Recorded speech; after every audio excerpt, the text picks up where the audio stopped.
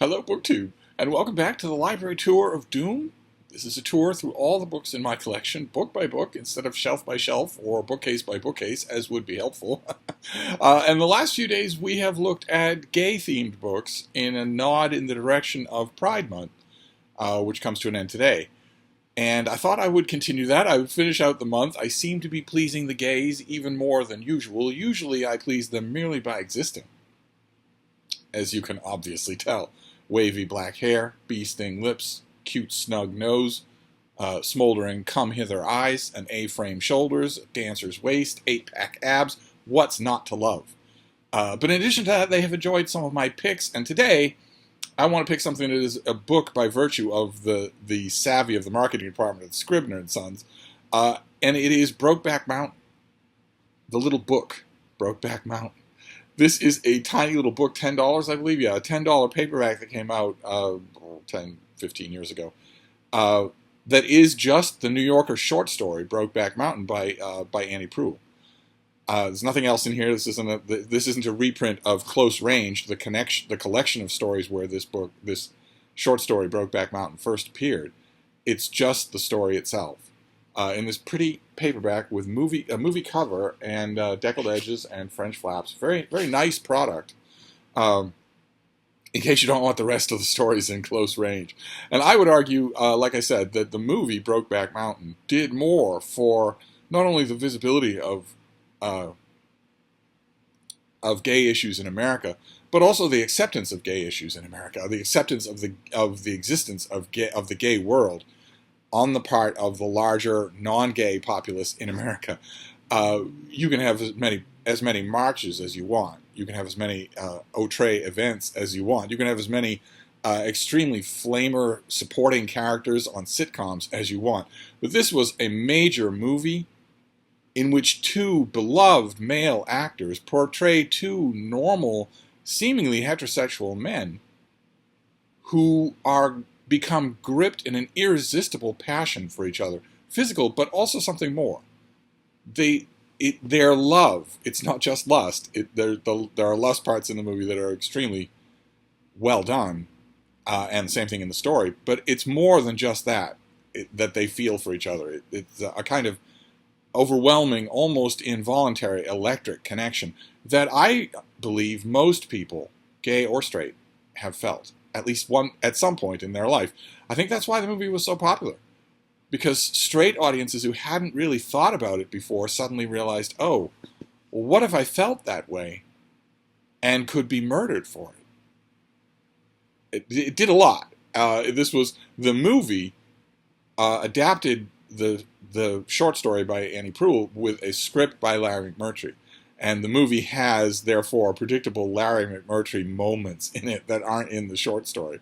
And, of course, the two men, Jack Twist and Ennis Del Mar, Annie Proulx describes them. In fact, she goes out of her way to describe them as normal-looking people. They aren't movie stars. They don't look like movie stars. Jack Twist, especially, is described in very, very much normal terms, a normal person.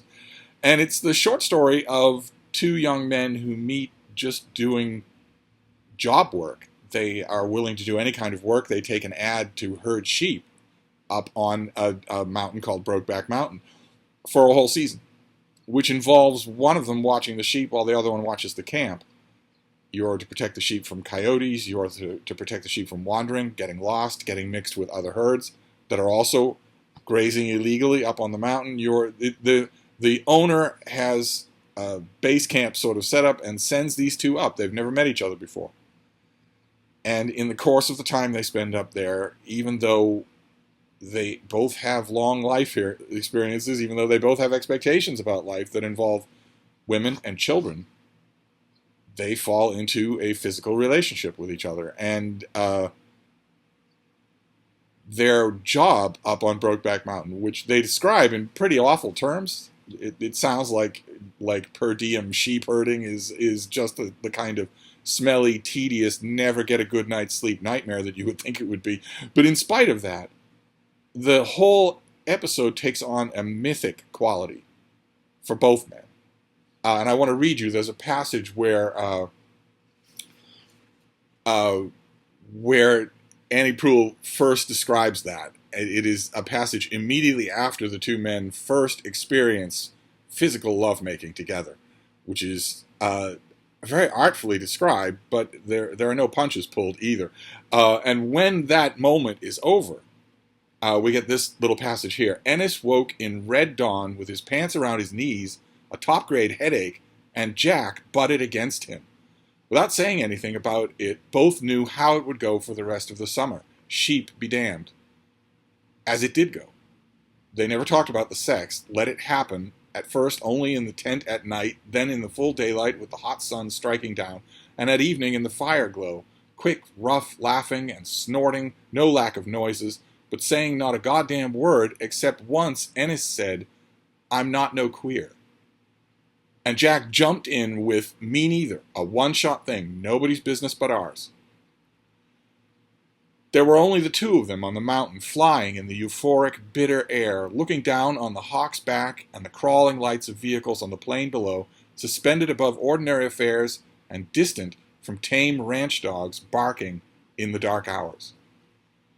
And that declaration on both young men's parts turns out to be immediately true. They finish with their season of job, they come down from Brokeback Mountain, and they go their separate ways, never knowing if they will see each other again. They live a long way away from each other. This is not the days of cell phones. And both of them take wives. And Ennis has children with his wife. And wonders the whole time. When he's driving away, it's a really good moment in this story. The story is full of really good moments. I remember reading this over shrimp fried rice at my little hole-in-the-wall Chinese food place when it came out in that New Yorker and thinking, boy, oh boy, that's the strongest thing I've ever read from this author. And there's a great moment when Ennis Del Mar is driving away, when the two men are driving in opposite directions away from Brokeback Mountain, away from what they shared there.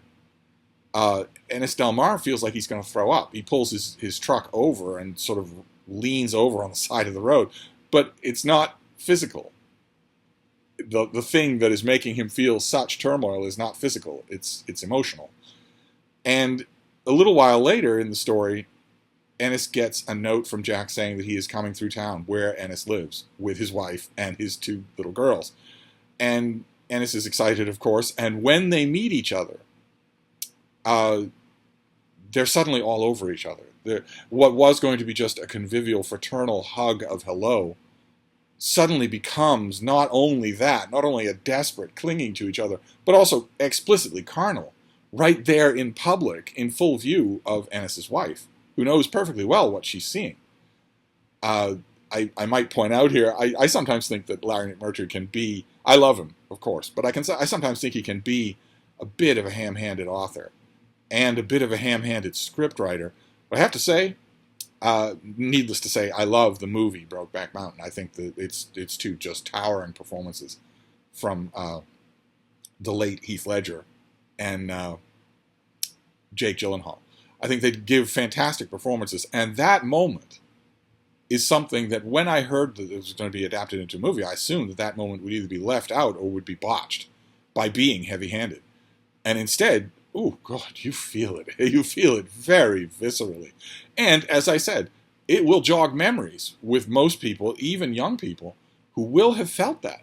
At some point in their life, will have felt that palpable lack of control. And Ennis Del Mar is the one who says it in a later discussion. He says, if that comes upon us again, we can't control it. And if it comes upon us in public, we're dead.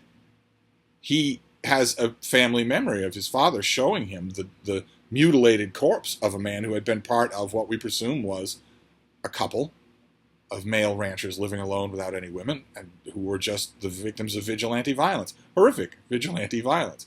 And Ennis Del Mar tells Jack Twist, my dad made sure to show me that rotting body. In fact, he might have done it himself, for all I know. And tells him, believe you me, if he walked in this door and saw us in this bed together, he'd go for a tire iron in a heartbeat. Son or no son. And that commences the second half of the story, which is torment for both men, because they can't have this thing. And it means more to them than what they do have. Both men say that they love their children. Both men say, after a fashion, that they love their wives. But there's nothing like this. There's nothing like this in their lives, and they can't have this thing. And it's really well done. I want to read you one more passage. I won't belabor the point. I'll read you one more passage here because it's Jack remembering a moment. What Jack remembered and craved in a way he could neither help nor understand was the time that distant summer on Brokeback when Ennis had come up behind him and pulled him close, the silent embrace satisfying some shared and sexless hunger. They had stood that way for a long time in front of the fire, its burning, tossing ruddy chunks of light, the shadow of their bodies a single column against the rock. The minutes ticked by from the round watch in Ennis's pocket, from the sticks in the fire settling into coals. Stars bit through the wavy heat layers above the fire. Ennis's breath came slow and quiet. He hummed, rocked a little in the sparklight, and Jack leaned against the steady heartbeat, the vibrations of the humming like faint electricity, and, standing, he fell into sleep that was not sleep but something else, drowsy and tranced, until Ennis, dredging up a rusty but still usable phrase from the childhood time before his mother died, said, "Time to hit the hay, cowboy. I gotta go. Come on, you're sleeping on your feet like a horse," and gave Jack a shake, a push, and went off in the darkness. Jack heard his spurs tremble as he mounted the words "see you tomorrow," and the horse shuddering snort, grind of hoof on stone. Later, that dozy embrace solidified in his memory as the single moment of artless, charmed happiness in their separate and difficult lives. Nothing marred it, even the knowledge that Ennis would not then embrace him face to face because he did not want to see nor feel that it was Jack he held. And maybe, he thought, they'd never get much farther than that. Let be, let be. And I won't be spoiling anything here to tell you, since it's just a short story and since everyone in the world has seen the movie. But eventually Ennis Del Mar learns time passes in the short story. Not an easy thing to do if any of you have ever written a short story where a lot of time passes. It's not easy to do naturally, and it is done beautifully in this. Eventually, Ennis Del Mar learns that Jack Twist has died. These aren't old men. These are men in their 30s. And when he talks to Jack Twist's widow, she tells a story about how Jack was alone on a highway. He was fixing a tire.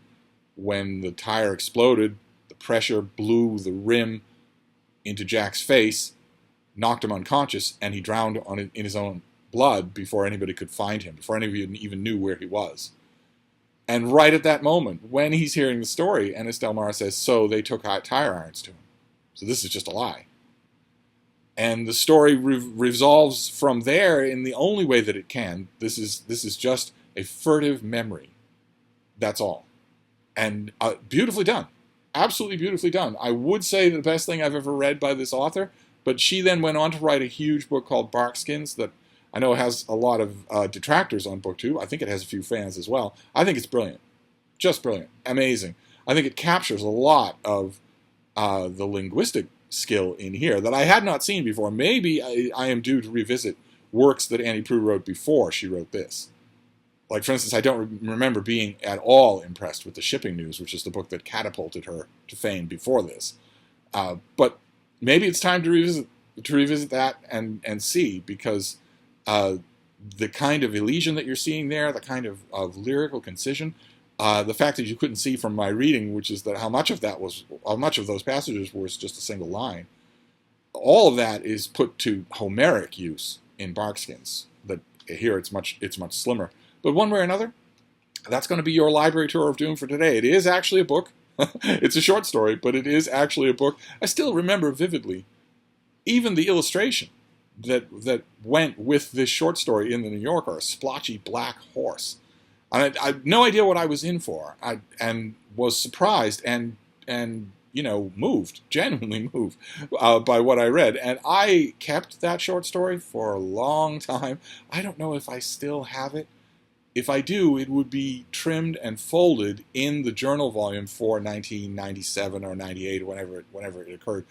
I haven't gone to look and see, but one way or another, I don't know if this little $10 paperback is still available, but I'm sure that for less than $10 on eBay or Amazon Marketplace or whatever, you can find a very cheap copy, probably in hardcover, of Close Range, the hardcover collection in which this story appears, and which has a lot of other great stories in it. It's just that this one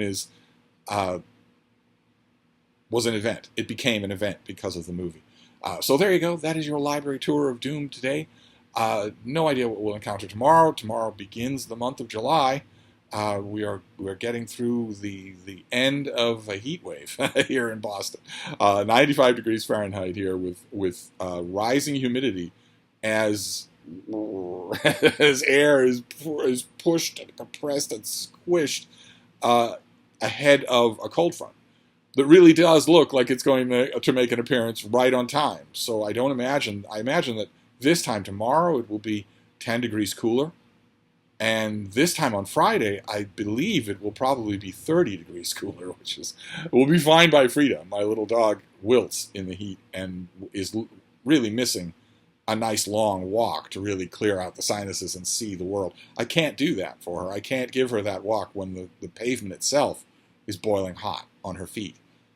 When the humidity is such that we go, for 3 or 4 minutes and she's panting like she'd run a marathon, I have to be more careful that way, so she's a little bit down in the dumps. But well, anyway, that's our library tour of doom for today. We'll be back tomorrow. Thank you, BookTube.